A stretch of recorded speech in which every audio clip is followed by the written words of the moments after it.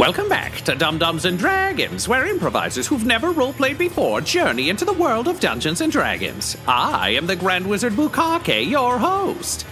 Our heroes are losing a battle with Clomp Sampsonite quickly and brutally. Juniper was almost struck down, so she escaped onto the roof. Quinny got so desperate that he was ready to throw random potions, and Butthole was tossed out of the sky but hopes to survive using Moonhammer's powers. What will happen now that Quinny and Juniper are facing the robot champion alone? Find out next on Dum-Dums and Dragons. Juniper, you lower the potion that you'd almost raised to your lips, and with your jaw hanging slack and your arms wide, as you described in the previous episode, and I watched with great delight.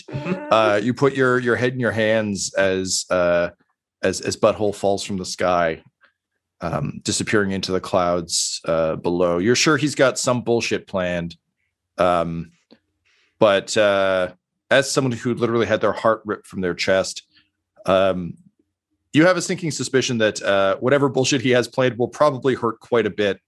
Also, I don't know that he has any powers that could help with this. So you might just be like, he's going to fart and maybe hope it'll be okay. Also, he's not allowed in hell anymore. There's no Moonhammer left in this realm. So you hear Quinny. Quinny, I assume you would come up to meet Juniper. Yeah, if you're going to give that to me, I'll come up. I'll give you that. I feel like flying away from the castle and back, you guys should get a little bit of something. So, Juniper, if you'd like to drink your potion, you may drink your potion. Okay, I'll drink it. It's a sad potion. Can I see what potion I wound up pulling off the wall? Yes, it is. It does not have a label, but it is blue with a faint glow. And Tyler, I'm going to need you to roll me some dice. Sure. What would you like? I need a D10. I have a D10. Yep. So roll a D10. Is this for him to drink it or to ID it, Tom? This is for me to know what's in his hand. Yay! It's a 0, so that's a 10. 10? Okay. Yeah. And then I need you to roll a D100, please. For those of you wondering at home, D100 is 2D10. Often a D10 will have 2 numbers on it. It'll be like double O's and then 10, 20, so on and so forth. That one counts as your hundreds. Laura's holding up to the camera if you're watching. If you're just listening, 2 numbers, and then the other one just has a single number. So the double number is your 10s and the single number is your singles. Tyler, what'd you get? 41. 41. Okay.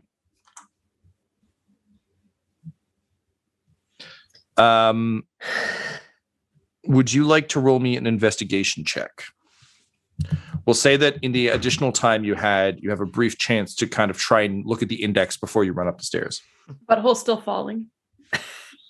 I'm in clouds, so you don't know. As far as we know. 18. 18? Yeah. All right.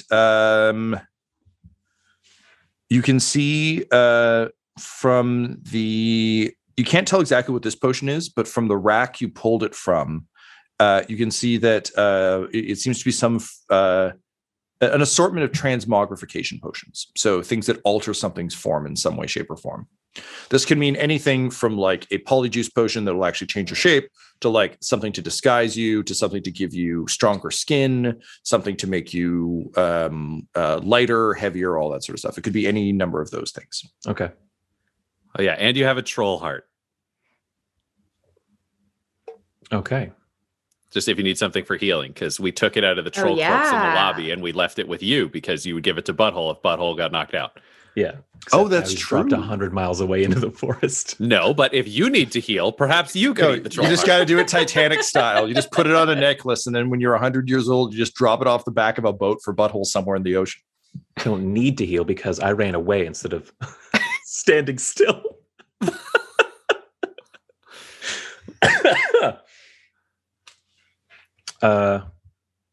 So Juniper, it is your turn.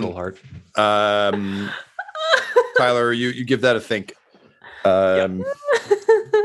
Laura, you drink your potion. How much HP do you gain?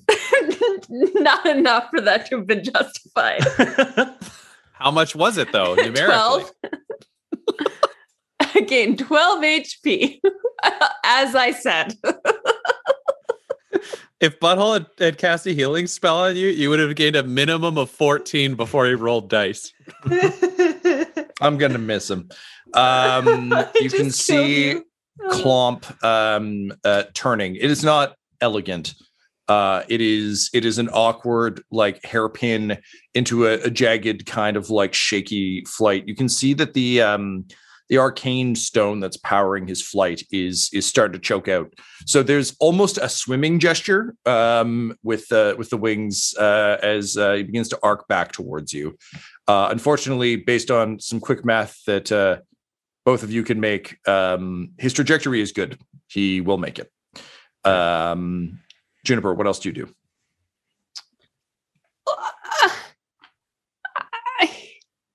I mean, he's coming towards me. Then the moonbeam's still going, so I want to use my action to move the moonbeam between myself and him. How far can the moonbeam move? I can move 60 feet. Fair enough. All right, so you're just gonna like.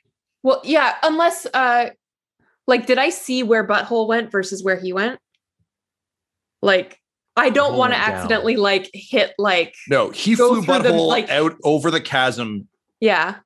And then Butthole wiggled out there, and now he's flying back. So that's like a distance away. You don't need to worry about hitting Butthole. In which case, then I'm just gonna move the moonbeam right onto him. If I can. He's less than 60 feet away.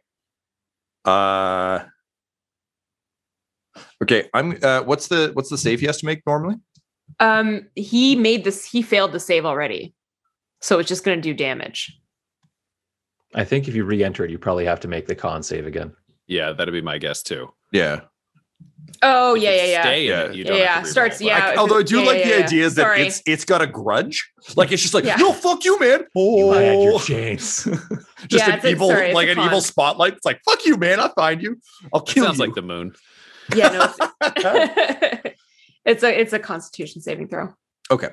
I'm going to give him a dex save at disadvantage to dodge around it. And if he fails, then we'll do the con save for flying straight through it. Okay. Just because it makes sense to me that if he's flying and there's a beam of light in front of him, he's not going to be like, well. I mean, it's a dim beam of light. When in Faerun. All right. Okay, well, how about this then? So he passes. We'll say this gives him advantage on the con save. So he doesn't dodge it altogether. It just means he's able to roll left or right, do a barrel roll, if you will. Yeah, fair. And it's con. Yeah. DC 16. He will make the save. No butts. I brace. Honestly, yes. This is the time. This is the place. Great. I fling myself after Butthole. No. Don't fucking tempt me. Quinny. Are there any other? Ryan, stop! I'm allowed to laugh at the tactics that are being chosen. I don't know what to do. It's my privilege as someone falling to their death in the distance. I know. What am I supposed to do? Listen, I'm sure he'll come back as Butthole the White soon. It's the same reason I can't. It's the same reason I can't give you advice because I am currently going falling into a chasm. Just full Muppet arm flailing. Yeah. I don't know what to do. You did great. I guess I could have moved behind the Tesla coil. Looking around, are there any other entrances and exits on this roof, or is it just this? There seem to be some up on the old airship platform, but it looks from the outside. You'll recall that most of the castle is encased in ice, and it seems iced over and kind of rough. There is probably another way down from there, and if you were to venture a guess, just based on your thieving experience and the way these things are normally built, there's probably another kind of way up onto the roof on the west wing as well. You just didn't find it in your travels. Is the Tesla coil powered? It is not. It's not arcing or anything like that. Okay. No. Clear skies, unfortunately. Right. Can you roll me an Arcana check? Worse than before? 11? Actually, that'll do in this one. Buddy with robes seems like a magic man. before he melted in the hot snakes. If you were to venture a guess, he likely summoned electrical energy with his little deep gnomey arms before he got melted by, hell's butt snakes. Right. Okay. As you do.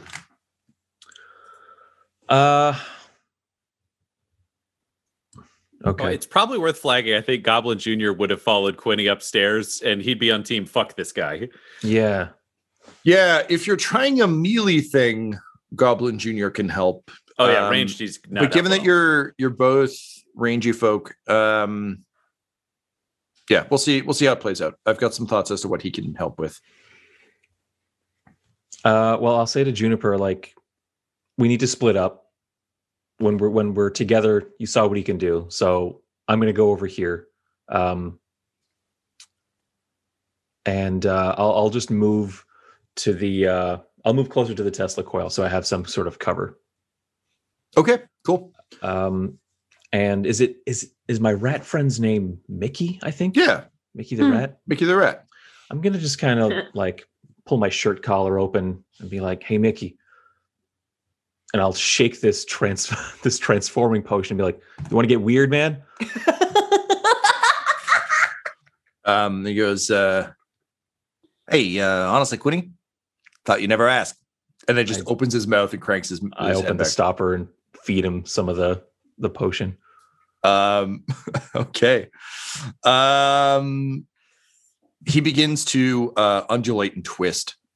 And suddenly, that episode of The Simpsons where the famous dental plan episode, often viewed as the greatest of all Simpsons episodes. His mouth does what Lisa's does in the dental surgery thing, where just like his teeth shoot up through his like lower jaw and upper jaw. Mm-hmm. One of his eyes gets real big. His back kind of hunches. His fingers grow out long and kind of freaky. And his body just sort of like grows in a way where the proportions are just very wrong for a rat. His feet get real long. His tail splits into like six tails that are all kind of whipping around. And just says, so am I beautiful?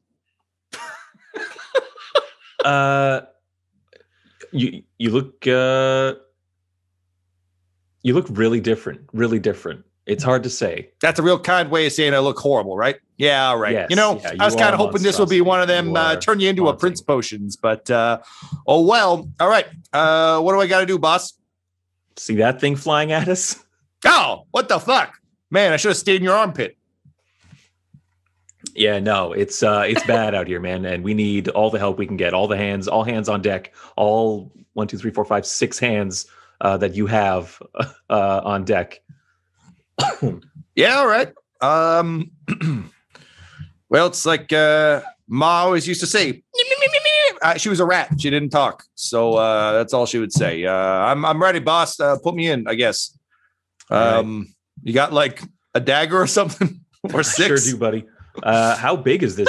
Is Mickey now? Not huge. He's like the size of a raccoon now. Okay, then I will give him a dagger then. Cool. He starts throwing it back and forth between his hands. And he just yells, "Yo, Tinhead, I'm gonna fuck up your ankles, son." I'm gonna roll initiative for Mickey the Rat. He gets a 5. He's after Butthole. Cool. In case you're wondering, Tyler, you rolled a potion of horrifying appearance. Ah, okay, great. Glad I didn't drink that. That brings us to Clomp. Good God. You guys made a rat spooky and parked your chair. All right. Ryan, Clomp. I can hear you laughing downstairs, but it's not coming through. It's very That's funny. amazing. All right, so Clomp comes swooping in for a charge. Juniper, what's your AC? My AC is 21, but I'm gonna use Spoiler unsettling. alert, it's gonna hit. I'm gonna use unsettling visage as a reaction to impose disadvantage on the roll. Where I'm just like, I'm just bracing, but then you suddenly see this like everything about me like change and weird and shapeshift. Yeah. And he's like, oh no, I'm the only one who's supposed to change. Sorry, are you giving my villain lines? Yeah. Is that a line read? Yeah. The flying robot goes, oh no, only I am supposed to change. Yeah, exactly. Yeah, he as he's flying, he like looks to the rat and then he looks to you and he's like, and I thought I got ugly when I drank the troll potion. He rolls a 23 on disadvantage. So also, Laura, I think it's probably worth noting though, with your modern form, I feel like when you do horrifying visage, I feel like it's all the faces now. Like it's like the fucking frighteners. Totally. Because like Moss is in you now, so Moss would just be like, howdy, and be like, well, that's fine. But now it's just like faces. So he just plows into that the wall of faces. Yikes. Okay. I don't like this. Well, I'm sorry. You can go play a different game. Here, Pathfinder's great. 6. We're not supposed to die. It's like the first. It was the arc first of arcs. 6. It was the last of arcs. All right. So I liked you, Juniper. You were fun to play. Okay, so that is from the hit, and that is 26 points of damage. Bye. So he crashes into you, and it's just like the two of you go tumbling. It's just like, you know, like blade over chair over changeling. And Quinny, you watch Juniper just kind of like as the chair flips, just kind of like slide to a stop. And Mickey's like, fuck, man, what? And he like misses the dagger and it hits the ground. He just like awkwardly reaches for it because he's got long like rat fingers. Who's having a hard time. Juniper, you are unconscious. Oh, and the moonbeam goes out. In case you were wondering. Clomp stands and like you can tell like the wings are broken and like his like faceplate's kind of fucked up and like there's pieces of him missing. Like he's in rough shape. But he just turns to you and Mickey, Quinny, and I guess Goblin Jr. is probably over there with you now as well because like Juniper doesn't need him. And he just kind of like cranks his shoulders around and kind of gets into like an old pugilist stance. And says, "Not bad for a fur trader, eh, you little bastard?" And he starts like stomping towards you, which brings us to Butthole. You die, but you have your magic thing going on. So basically, there's a moment of absolute nothingness. There's no hell. There's no heaven. There is literally just the void. You remember impacting into the soft, squishy, scaly mountain and dying. And then you blink your eyes and you're looking up at a massive scaled face with kind of long, wispy tendrils and a little tiny pair of glasses just edged on its nose. And you realize mountains are not scaly nor soft. And you realize that you are being cradled like a baby in the massive, bulky arms of a dragon who looks down at you and says, "Well, sorry about the hard fall there, old chap. I did my best to cushion you. Unfortunately, I'm mostly muscle, bone, and scale, not a particularly good pillow, but looks like you've got some kind of magic bullshit going on. So good for you, old chap. Listen, I think your friends are in for a bit of trouble, so I'm going to just expedite this for you. Do you mind heights?" Not if you don't drop me. Oh, don't worry. It is quite the opposite of dropping. It is intentional dropping. I'll give you this, and he kisses you lightly on the cheek. No, you're a bald guy, on your forehead. You'll gain 8 HP. And then he full on runs up the side of a mountain and fastball specials you at Clomp Sampsonite. Butthole, you've gone from dead to flying through the air, hurled shot put style by a dragon. What do you do? Cool. Do I have some time to fly for a bit before I land, or what am I looking at here? You have one turn of you that will, so your movement is you being tossed through the air. Mm-hmm. You are rapidly approaching like a missile, Clomp Sampsonite. So I would say you have an action and a bonus. Okay.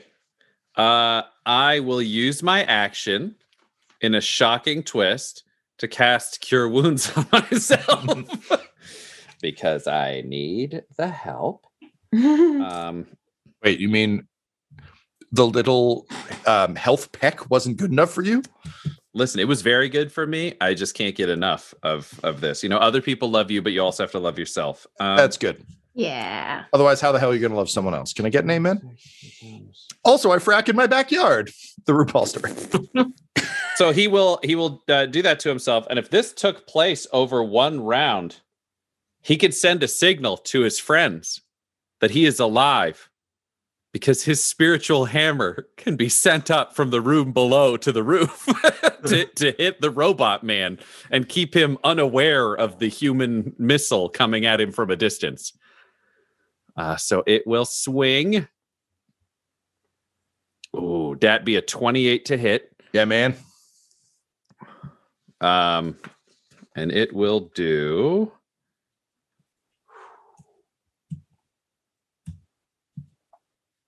That is 33 force damage. And I will say, hammering Clomp Sampsonite back away from Juniper, and then the hammer will kind of fall into a defensive position over her.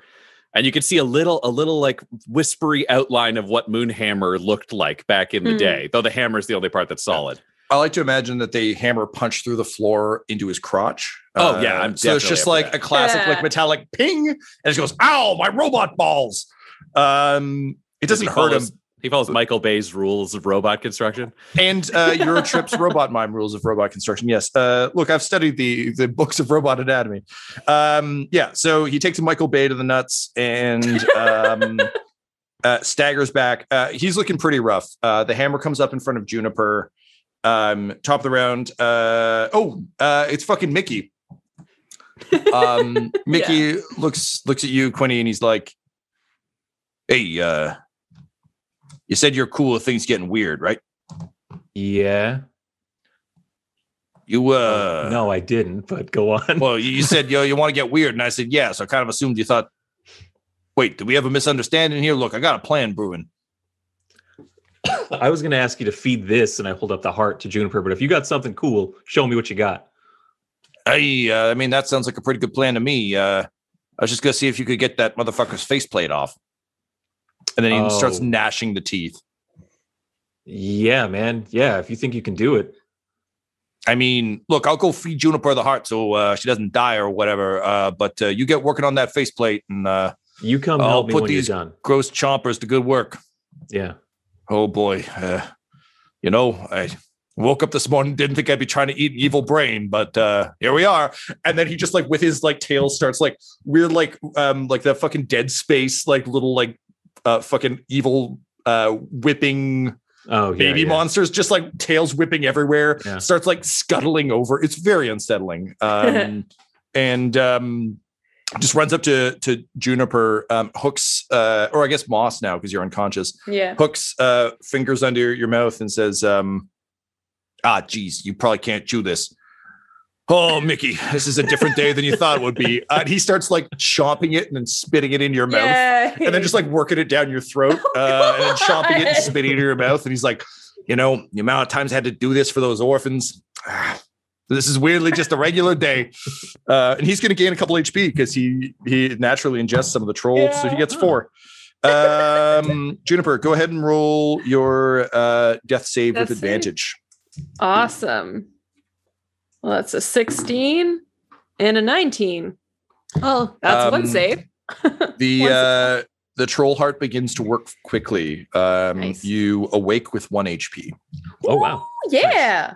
You awake to a rat spitting chewed heart into your mouth. Well, she loves nature. It's fine. I don't question it. Yeah, I think it's one of those things that's it's like there's a Moonhammer hammer floating over you. Like Yeah. a rat, like a horrifying rat is like spitting heart into your mouth.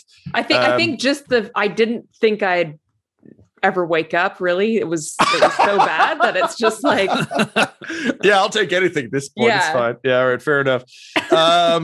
Cool. So Quinny, you're up. I'll look to Goblin Jr. And with beast speech as a free action, I'll just say to him, do you want to see this through with me, or do you want to go look for Butthole? I'll understand if you want to go. And Goblin Jr. just smiles at you and he says, hey, Quinny, you gotta trust the god, man. He'll be back. If you say so. Praise Butthammer, let's go. I look at the floating hand and I'm like, oh yeah, no, he could be right. And I'll just shout out to Juniper. I'll say, get clear and heal up. I'll try and buy you some time. And I just go running straight for this guy. As I'm running, I'm just shouting like, we just got them back, you son of a bitch. And I like jump up and try to stab him with frostbite. Great. You want to use Goblin Jr. for advantage? Yeah. Cool. Go for it. That one, we'll re-roll that. Ooh. 13 plus 12, 25. You can also re-roll that. Because you can re-roll your 1 for lucky, and then you can roll advantage for Goblin Jr. Yeah. 17 plus 12. There you go. Some stuff. Stabby. And then for the second attack, it never gets old for me. I rolled a 4. Goblin Jr. doesn't give me advantage on both attacks, does he? Right, and I think we've always played it as 1. We've traditionally played it as 1. Yeah. Then I'm going to burn my advantage. Makes sense for this one. Otherwise, with his recharging, Goblin Jr. would be the most valuable thing in the game. I mean, so 4 plus 12. Yeah. We land on 16. Isn't he though? So he is to one my attack, heart. and I'll get rid of my inspiration. Dark One's own luck, ability checks, or saving throws. Nope, not applicable. So I'm going up there and I'm attacking. Cool. So one lands, and because I had advantage, that's sneak attack.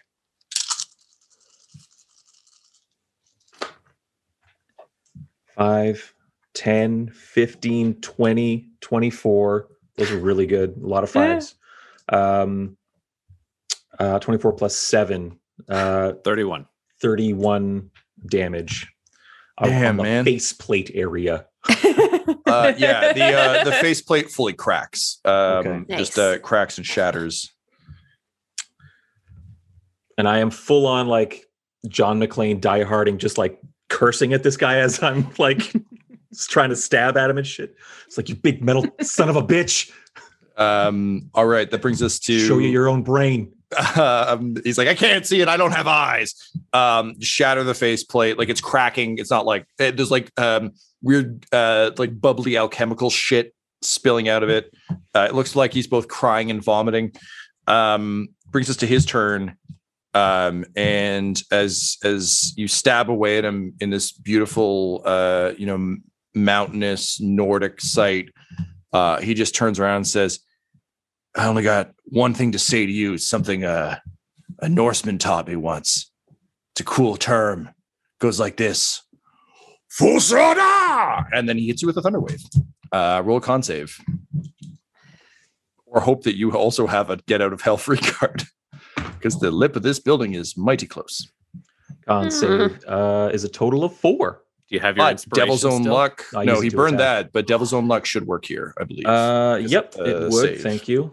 It does apply to saves, but it's going to need to be a high roll. And it's not. So that's a total of 5 now on my con save. Oh, no. buddy. Are you? No, you're not. We're not close enough, are we? We're not within 10 feet of each other.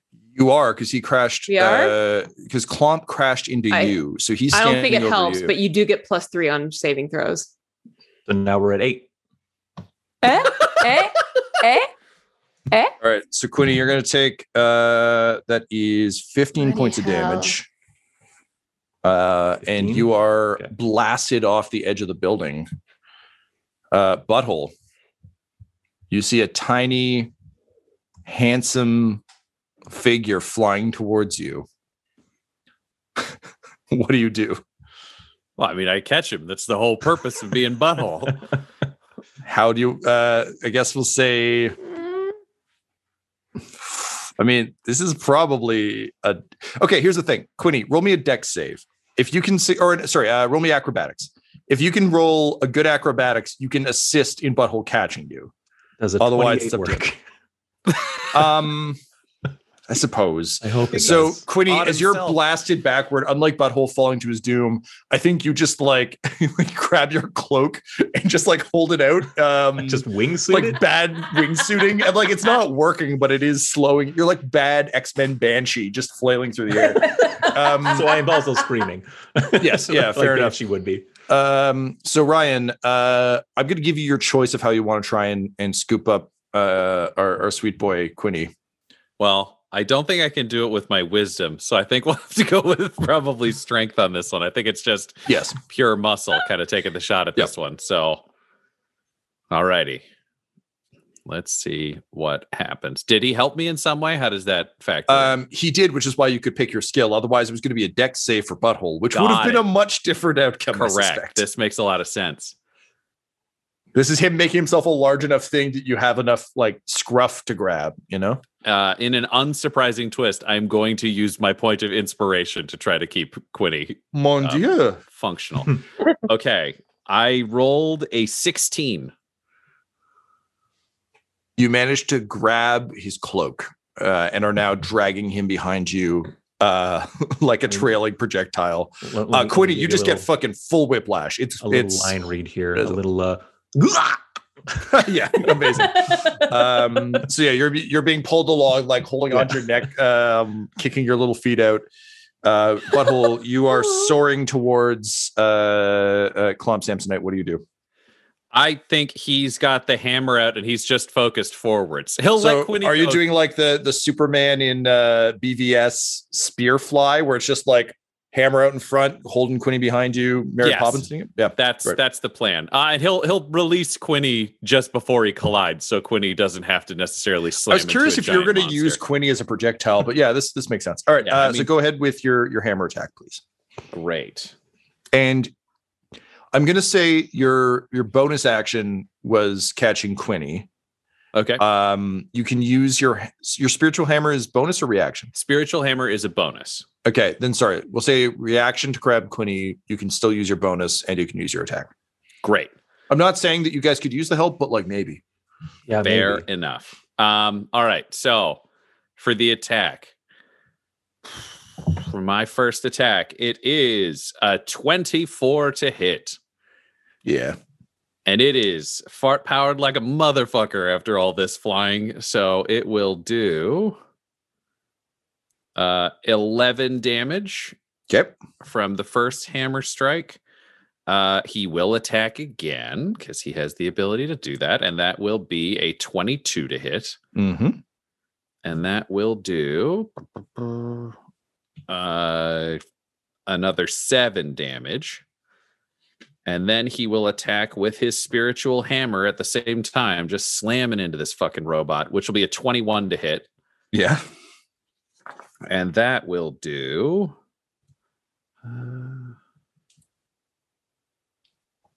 32 force damage in defense of Juniper.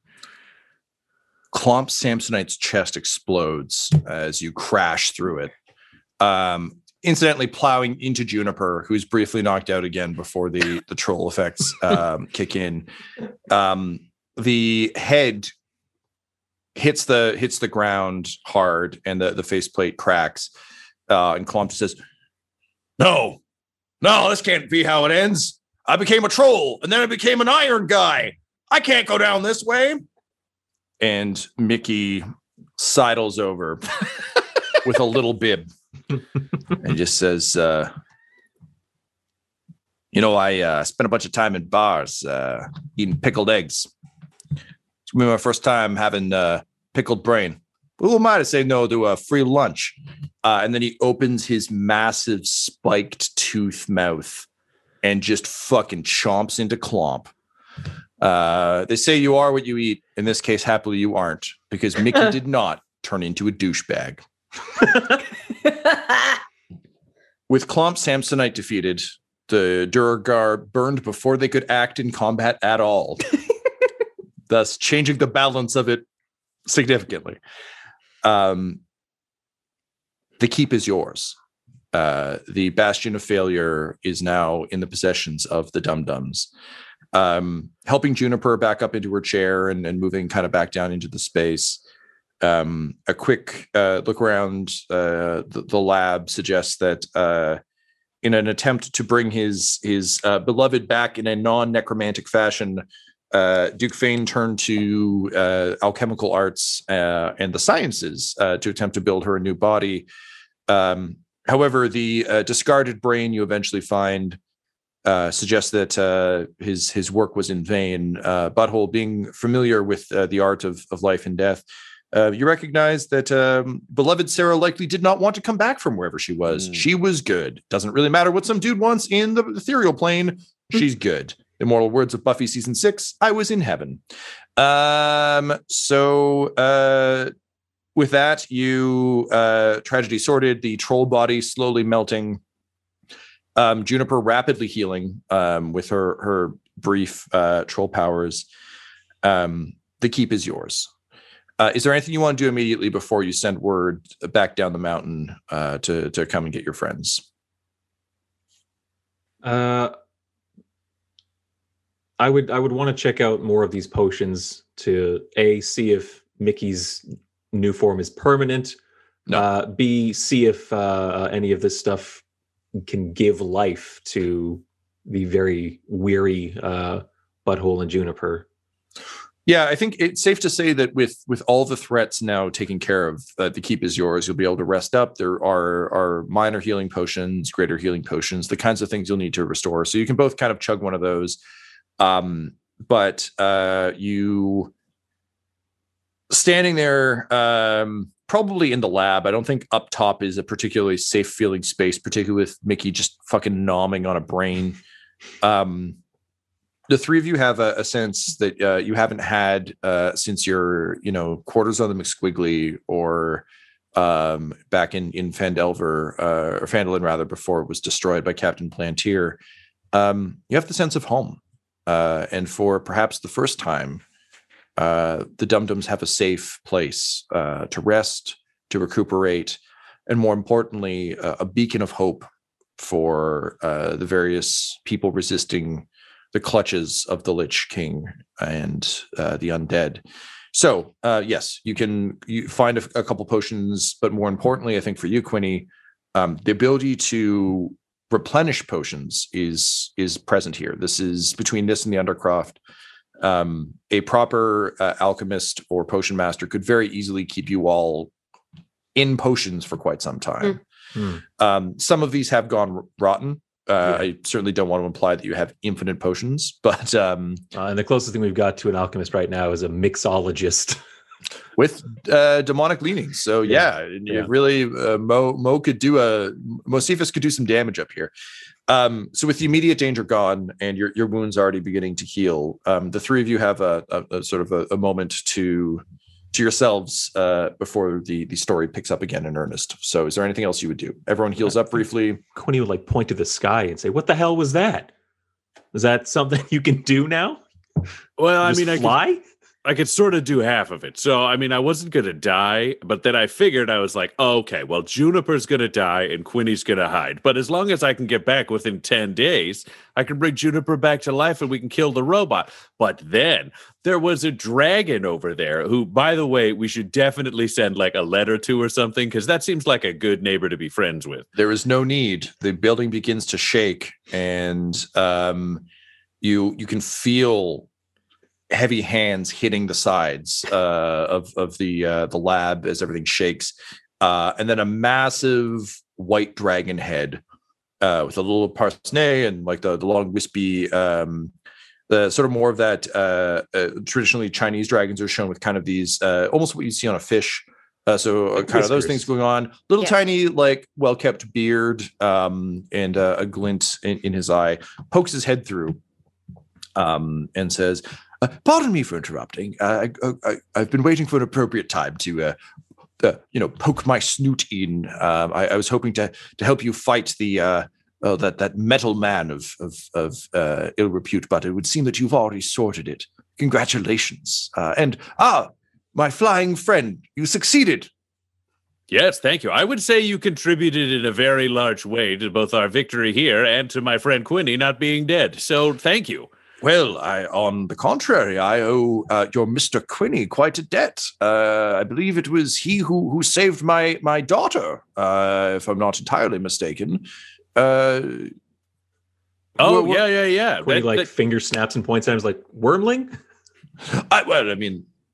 Whoa, she's my daughter, sir. Yes, dragon, halfling, human, wormling. No, am I? Is that wrong?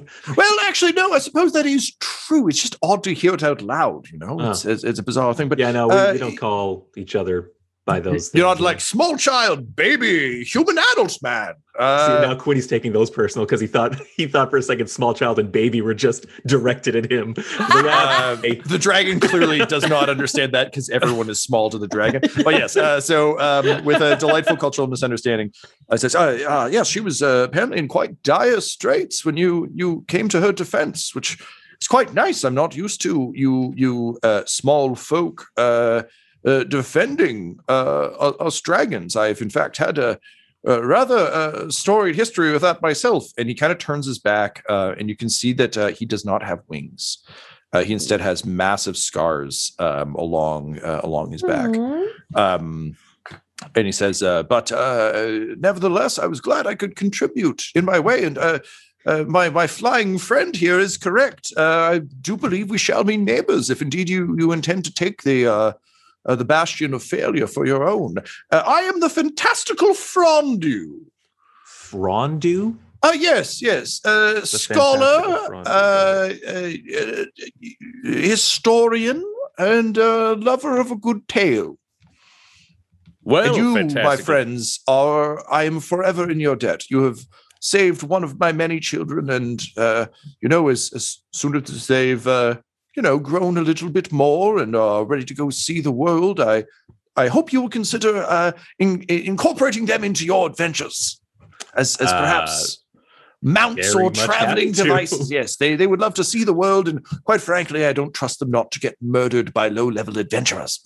So if you could see to them, they will see to you.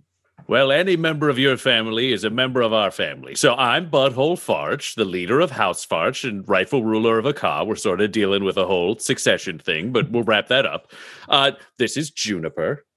And over here is Quinny. So we're very happy to be your friend and your kids' friends. We'll help you with whatever you need trouble with. Like if somebody comes around and you're having a problem with adventures, like give us a call because I will hit those motherfuckers with so many hammers. I got thousands of them, spiritual, practical.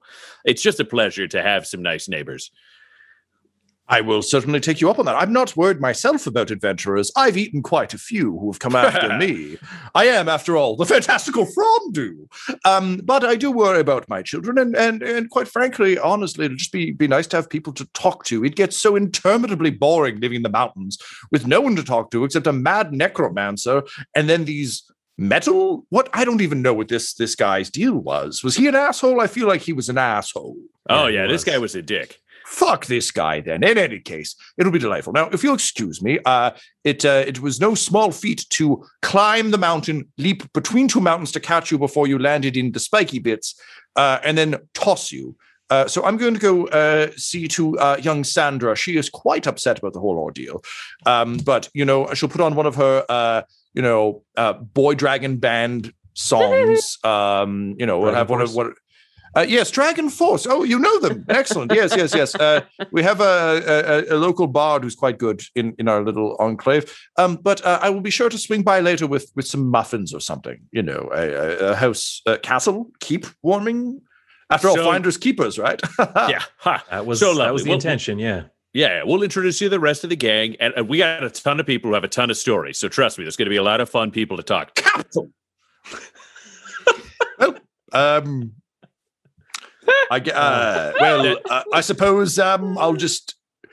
Yeah, not great at goodbyes. This is always the awkward. It just like starts edging down the mountain, like at the end of a fucking Zoom call where everyone's like, okay, like looking for the leave button. It's just him like awkwardly. Also, because you guys are going to be living here, he doesn't want to like damage it. So he's having to like climb down very carefully. So he's just like very visible for a long time. And he keeps kind of darting his eyes at you and kind of like looking away. And I think Moss is just kind of like stuck in like kind of like a hat, like tip of the hat.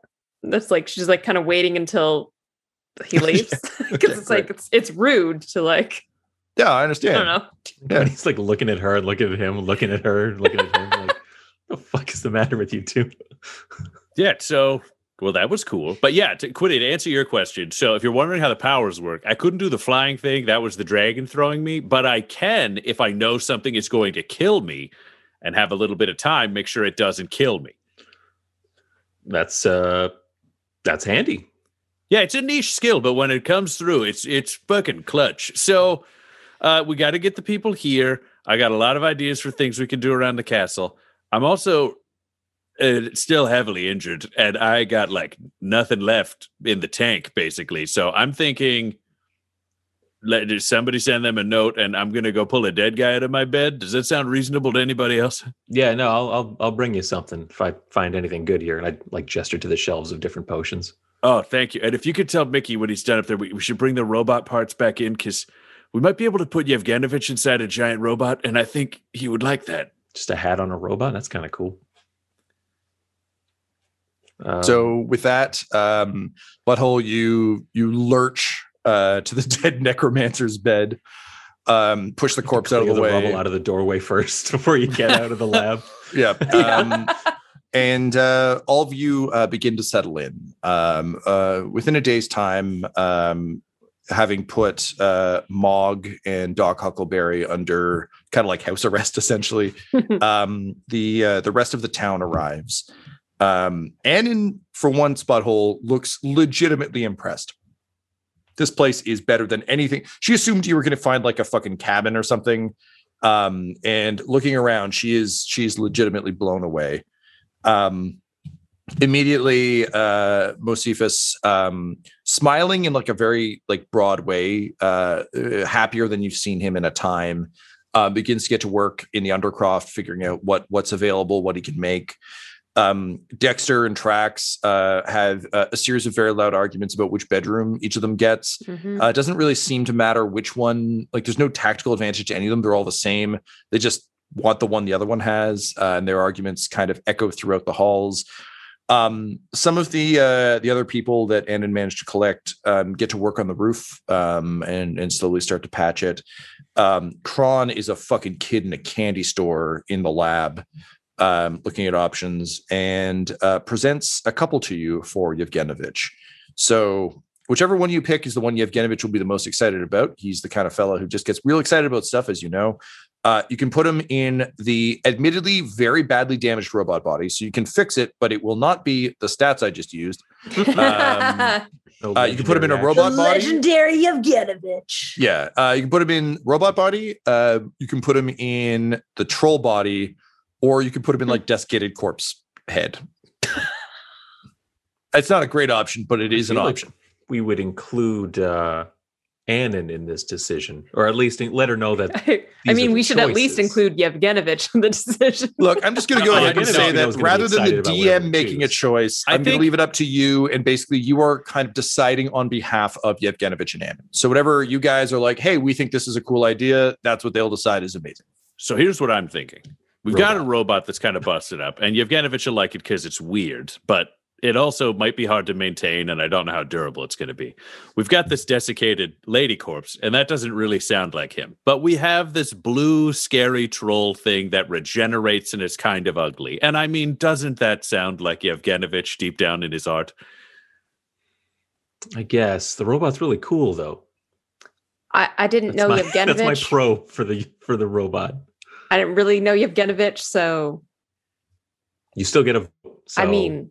Wild card. I think you're the tiebreaker. One of us thinks one is thematically appropriate and the other thinks a robot is cool. So what do you think? Here, if you don't know Yevgenovich, do you want each of us to describe him quickly to you? No, it's okay. I just think the robot stuff is wrong. So we're going to go with troll. Go with troll. But Quinny, just to keep in mind, maybe we can make the robot so your rat can drive it around. I feel like there's some sort of he kind of contributed. And Mickey is 100% sitting, like just holding his belly like he's been in an all-you-can-eat buffet, just inside like the skull cavity of the robot, just being like, as his face slowly shrinks back into his little rat face, he's like, hey, that's not a bad idea, Quinny. No one expects a rat in a robot suit. That they do not. Something we could put in like little pedals that he can kick to move forward and backwards, little arm twisting things to put the helmet back on. Yeah, I'll call it Robo Tui. It doesn't sound like it's my call. If you're excited about it, Mickey, that's fine with me. Well, I mean, technically I broke it, but Mickey finished him. So is Mickey a thief? Yeah. So have you made Mickey one of your privateers? No, not in any official capacity. Just, I guess, unofficially up there when I Quinny asked him to eat a brain.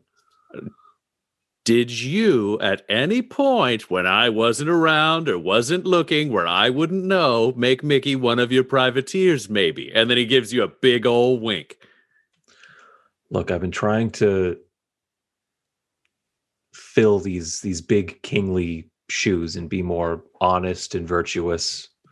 And so, yes, I did, Butthole. I definitely did absolutely 100% do that. Well, then fabulous. I own half the robot as the king, and Mickey owns the other half of the robot. So, Mickey, you get to use the robot. Right. I'll call myself Mickey Mouse. And then the robot goes down. I did write that one down. He just like mix up. And he's like, yeah, now I just got to learn how to drift. Which half of the robot does he get? I think we'll say, for the sake of making sure he doesn't do things against the realm, that he owns all of the wires, but I own all of the rest of the robot. So that as long as he's like half, I say he gets torso and arms, and you get the legs. I get the legs in the head. All right, torso and arms, and you get the legs in the head. But I'm going to loan him mine for now. Yeah, all right. We'll get a paint scheme going so it's nice and clear from the outside who's got what. Yeah, and I get the story and life rights, but he gets the animation rights. I look to Annan. Sounds good to Mickey Mouse. Okay. Just want Annan to give me like a thumbs up if that's a good deal or not. Annan just leans over. She's like, no one's invented animation yet. This is a bum deal for the mouse. Yeah, we're good. Okay. Okay. And with that, they're just selling like flip books. Yeah. And with that, Mickey the Rat, looking quite pleased with himself, just kind of nods to you, Butthole, and says, well, hail to the king, baby. And then he like salutes with the broken robot arm. He's already throw a developed salute back at him. Quite a knack with that thing. All right. I mean, he did eat the brain that piloted it. He may have absorbed some powers. Who knows? We'll find out later. So having sorted out the spoils of war, you just like wedge the hat down over the missing cranium of the troll, and just sits up and looks at the hands and like does the rolling finger thing that everyone does in robot movies. Look at the palms of your hands. Look at the back of your yeah hands. Exactly yeah. If I'm in a first person game or VR, I gotta know. And he just stands up and says, hey, Annan, I think I'm back and I'm bluer than ever. And she's like, oh God, I forgot how much I hate that voice. And then she climbs up on the table and kisses him right on his dumb troll mouth. And little Bert, the baby part Svart, part halfling. So a Svartling, if we want to call it. Svartling, yay! Coos happily, and Yevgenovich turns to you all and says, You guys did a real solid for me. You know, back when I was naked in prison and we met, I never thought we'd get to this point. Butthole, you did a real solid for old Yevgenovich here, and I really appreciate that. Listen, you used to kill gods and stuff, right? Oh yeah. All right, cool. I'm going to need your help with something. Okay. My people, I think Raxnort maybe made us so that he wouldn't get killed, and that's kind of a dick move. So I'm kind of thinking I might want to hunt him through space and time. You cool with me doing that? You want to like help? Is that cool? Should have taken the robot body.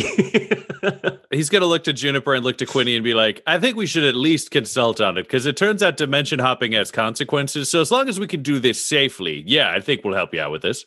Well, fuck yeah. All right. Yeah, if it gets the green light, we've got just the person to help you with that. And he just grins a big trolley grin and goes to help with the roof. It seems that he's feeling real confident. Like he's got like some swagger in this giant troll body. So like he's actively trying to show off, which actually means he's much more useful than he's ever been. He is actively helping. The rest of the crew moves in rather soon.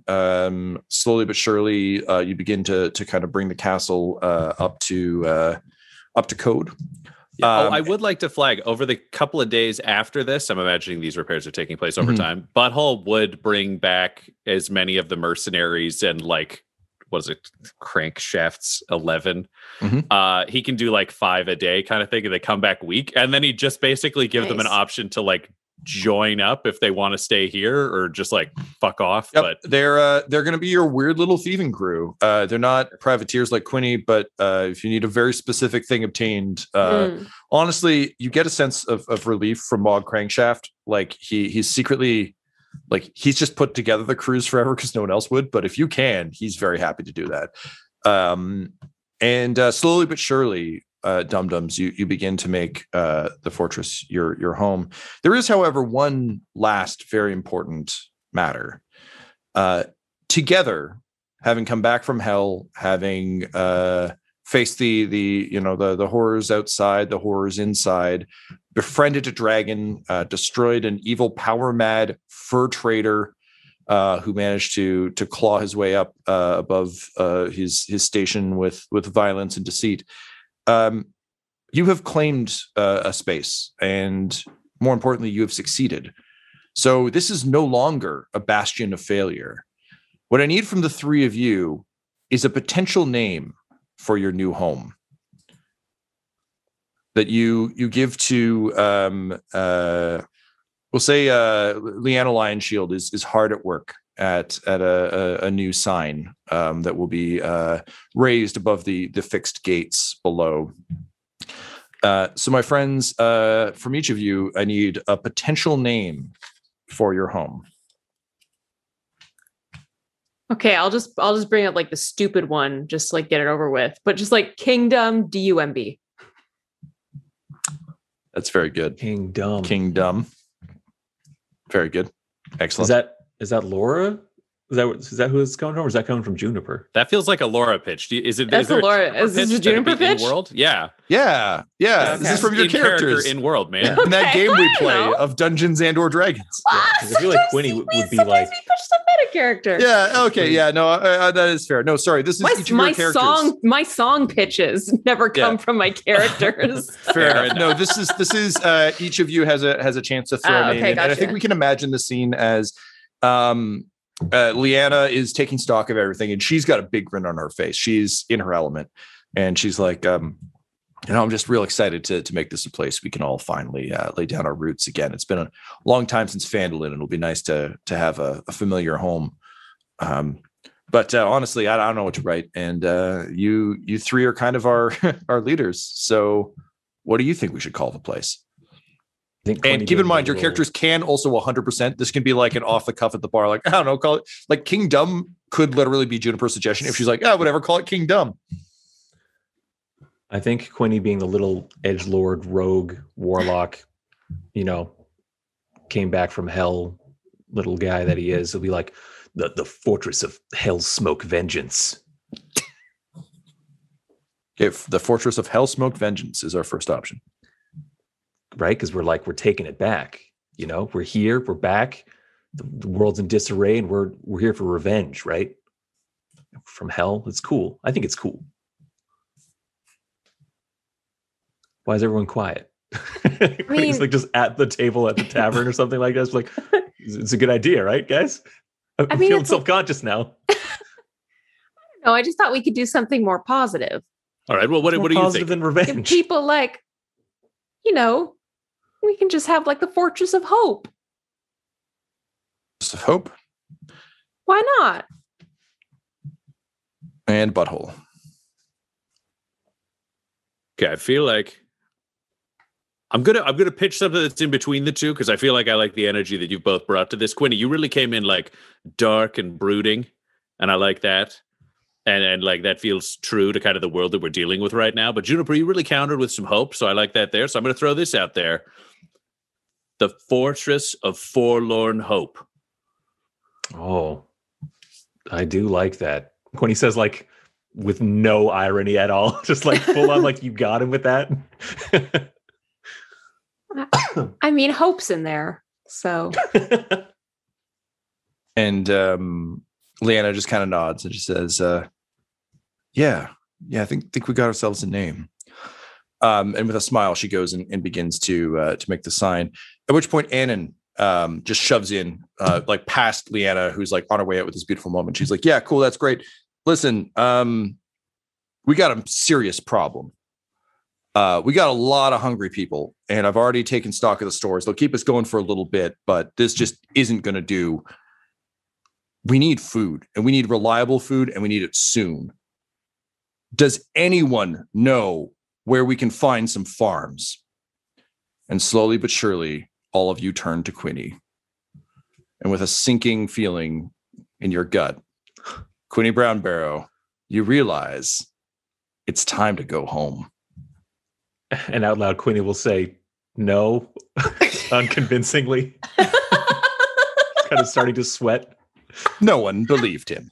This episode of Dum-Dums and Dragons features the voices of Ryan LaPlante at the Ryan LaPlante on Twitter, Tyler Hewitt at Tyler_Hewitt on Twitter, Laura Elizabeth at EL Hamstring on Twitter, and our DM Tom McGee at McGeeTD on Twitter. This episode's sound was edited and mixed by Laura Hamstra, and Dum-Dums and Dragons logo is by Decapitated Markers at Decapitated Marker on Twitter. Our theme songs are And Now for That Massive Coronary and Skipping Through the Orchestra Pit Part 1 by Peter Gresser, and our ad music is No Control and Chiefs by Jazzar, JAHZZAR, all available at freemusicarchive.org. When it comes to Dum-Dums and Dice, you can visit our website at dumdumdice.com. Our Twitter and Instagram are at dumdumdice, and on Facebook at facebook.com/dumdumdice. But most importantly, we've got merchandise at redbubble.com/people/dumdumdice, or you can join our Patreon at patreon.com/dumdumdice. That's DUMBDICE. And tune in next week for more Dum-Dums and Dragons.